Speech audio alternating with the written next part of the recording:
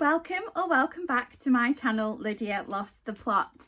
And today we are doing a monthly wrap up. So we're doing the monthly wrap up for June. I can't believe that June is over and that we've had the longest day of the year and now it's just downhill. It's very depressing. But for those of us that do enjoy the darker nights, I don't mind them. I struggle with dark mornings, but darker nights are nice. Then it's something to look forward to, I guess. June for me was a good reading month. I managed to get 5 books read, which isn't as many as I normally would, but what I'm trying to do with my reading since joining BookTube is to be more intentional about I'm tired today, let me tell you. Be more intentional about my reading, and also alongside that really dedicate time and effort to reading and to the specific books. At one point when I was reading for a podcast, reading for work, reading alongside prizes, I was just sort of reading to get things read, which is not the point of reading and it isn't why I love it, and it's not why I got into reading. I didn't get into reading because I needed to read a certain amount or read specific books or anything like that. So I love the fact that this YouTube channel has allowed me to go back to basics and back to just reading for pleasure and reading for fun, and I hope that's coming across because it has been so much fun delving back into to really get into grips with books. So the first book that I finished in the month of June was Intermezzo by Rooney. It is phenomenal. I mean, that's ridiculous. When you think about like a normal book would get this many times. I went a bit crazy. But this is it's just such a highlight of my reading year. I will be doing my best books of the year so far video very soon, and in that you may see certain books appear. It's no surprise that this will make the list, let me tell you, so it's okay, it's not a spoiler to tell you that, but I'm so excited about about everybody getting their hands on this and being able to actually start talking about it, because I'm so frustrated that loads of the people that I've spoken to so far have not read it yet. Obviously it's not in general release yet, but a lot of the booksellers that I've spoken to haven't got a copy of it either, so I think it's going to be doing the rounds hopefully soon and we'll be able to chat about it a little bit more.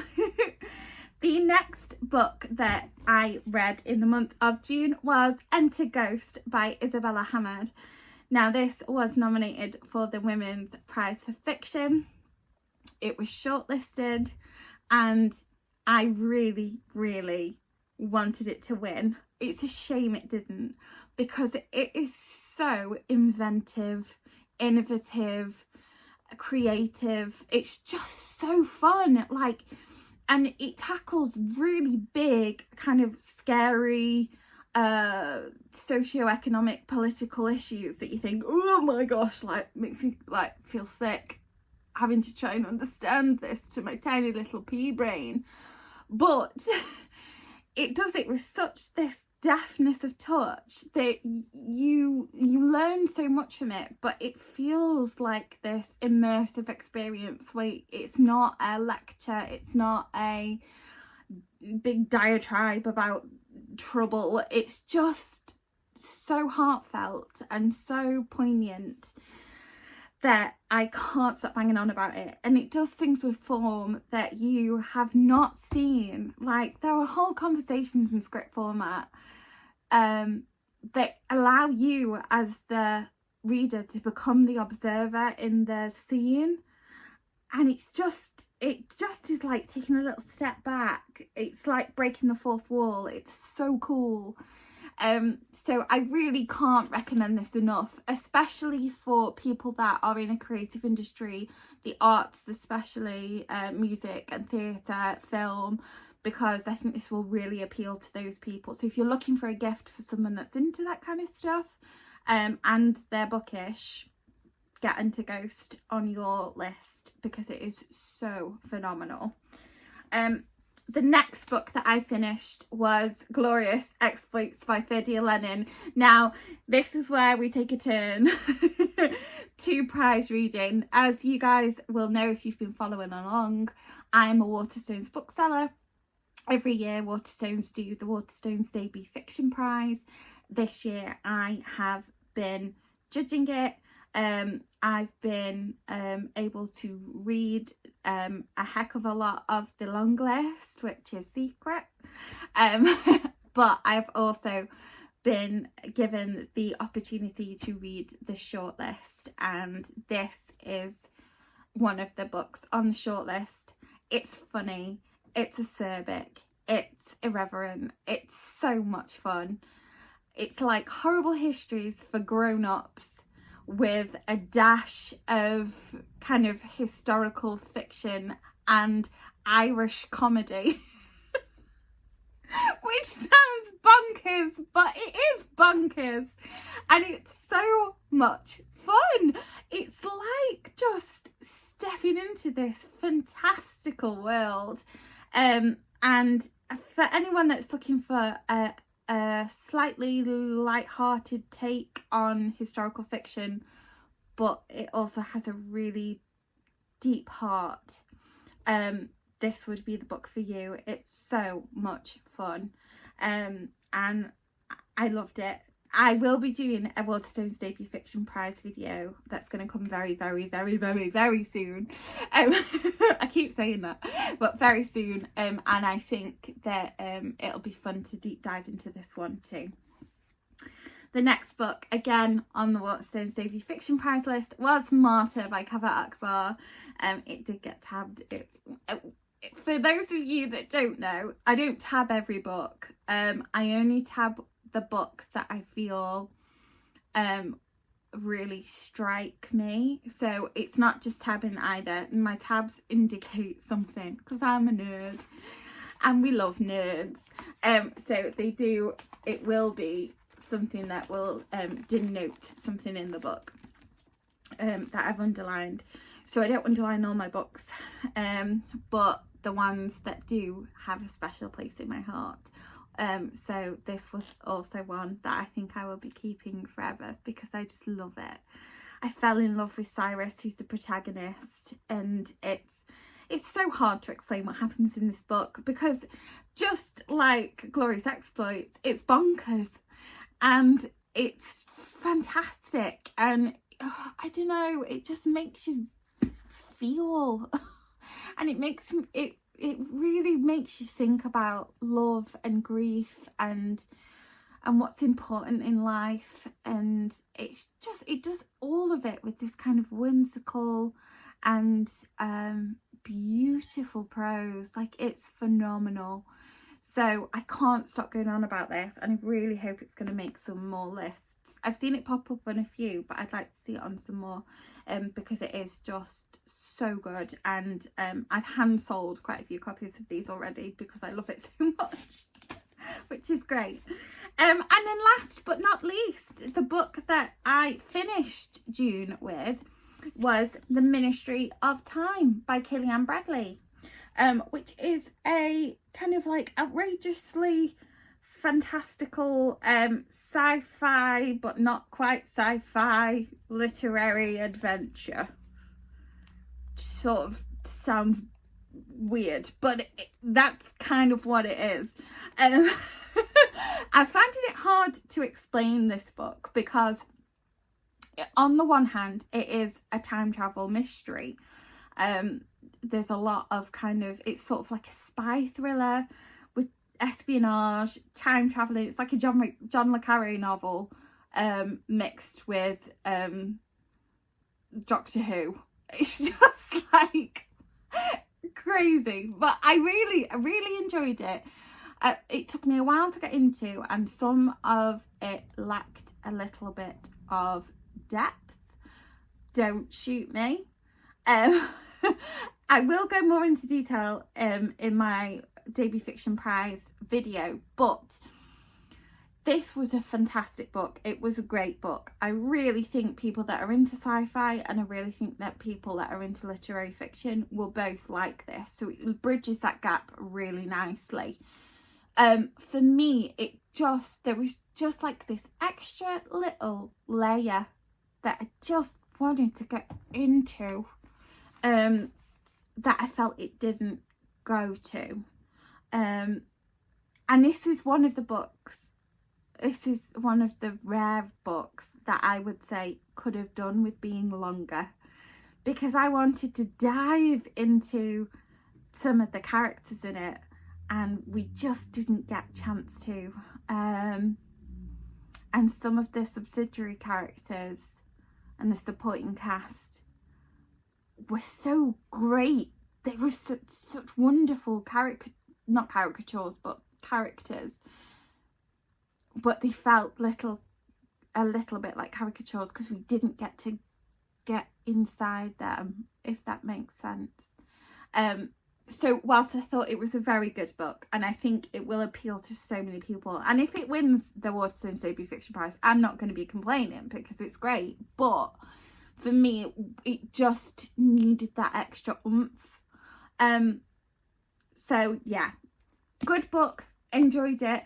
Would say if you're a fan of time travel kind of books and sci-fi, get your mitts on it, because I think you'll enjoy it. So that was The Ministry of Time by Kaliane Bradley. And that was everything that I read in June. Would you believe it? I had a good reading month, to be honest. It started off slow, but I think it was because I was reading Sally Rooney and I really wanted to like be a sponge and it just kind of go in my brain and stay there. I dedicated like a week and a half to just one book, which is quite a lot for me. And I usually average about 2 books a week. So yeah, it's a lot of time just focused on that, but I'm glad that I did, and I'm glad that I'm really being intentional about my reading.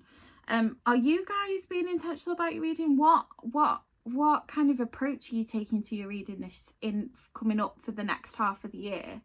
I'd love to know what people are thinking about, because it's a difficult one, isn't it? Because you want to get through your TBR. I want to make a dent in this behind me. But then I also love just sitting and getting lost in a book and spending time and effort with characters. That's why I love reading. It's the most purest form of escapism there is.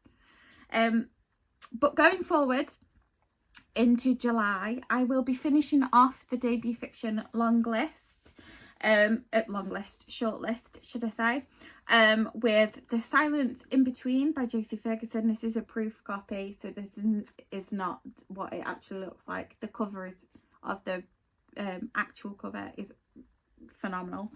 And Mongrel by Hanneke Footman. So I will be reading both of these next. Looks so pretty. A little bit of a theme. Sorry, got distracted by colour.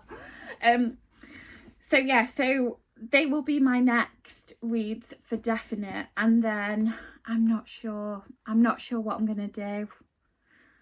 Everyone's telling me to read James by Percival Everett, because I was like, do I read Huck Finn? And everyone in my comments was like, no, you don't need to. And now that you've said that, I'm like, you've given me permission to go for it. So that may very well be happening. What else happened to me in the month of June? So I got obsessed with Sabrina Carpenter's Please, Please, Please song, like the rest of the nation.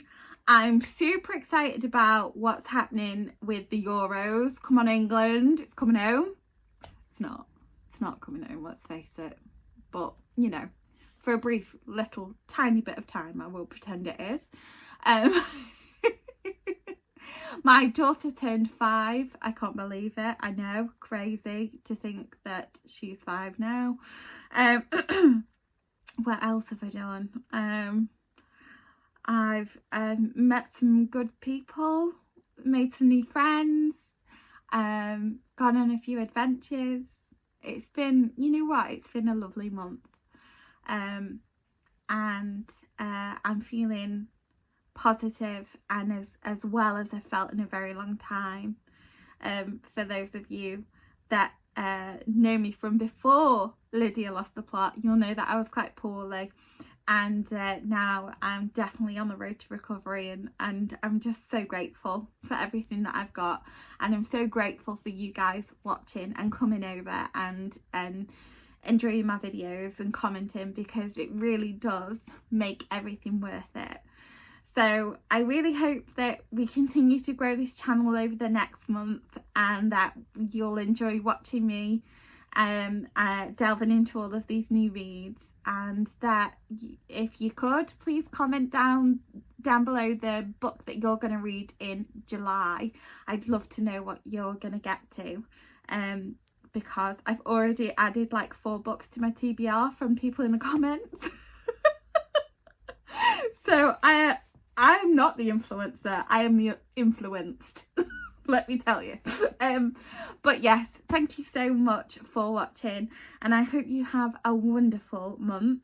I will be doing my weekly wrap-ups every Sunday, and in between that I will always have something fun, a nice fun video, a tag, a read with me, all different types of videos that are going to be coming up. So if you've got any video suggestions as well, please do leave them in the comments down below. If you're not subscribed already, what are you doing? Come on, we need you. So please subscribe, like and share this video if you can, and have a wonderful